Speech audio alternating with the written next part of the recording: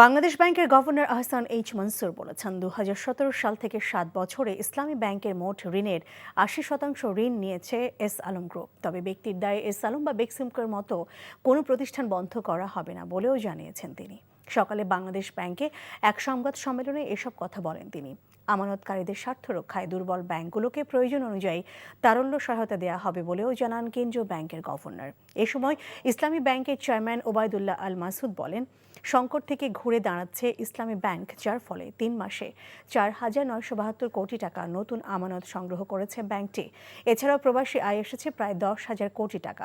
আগামী ১ বছরের মধ্যে সংকট থেকে উত্তরণের মাধ্যমে পুরোপুরি ঘুরে দাঁড়াবে বলে আশা প্রকাশ করেন ইসলামী ব্যাংকের চেয়ারম্যান। টাকা চুরির জন্য যদি আমার গলায় জুতার মালা পরাইতে হয়, তাহলে আমার শালীর সাথে প্রতারণা করার জন্য তোর ফাঁসি হবে। দুলা ভাই, আপনার তো ঘর জামাই বইলা একটা পরিচয় আছে, আমার তো তাও নাই। ছেলে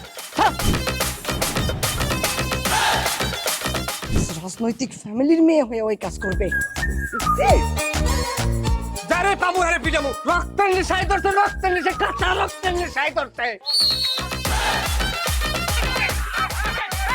তোমার এই পলিটিক্স আমার বাম পকেটে থাকে। তোদের বউরে ঝামেলা পাকাই। এই বেটাই, আমি তখন বিয়ে করিনি। দুইটার আমি গুলি করে মারু। মাসুদরা কোনোদিন ভালো হয় না। আপনার পোশাক আশাক দেখে কিন্তু আপনার তালুকদার বংশের লোক মনে হয় না আব্বা, আপনার মনে হয় যে আপনি ফকির বংশের লোক।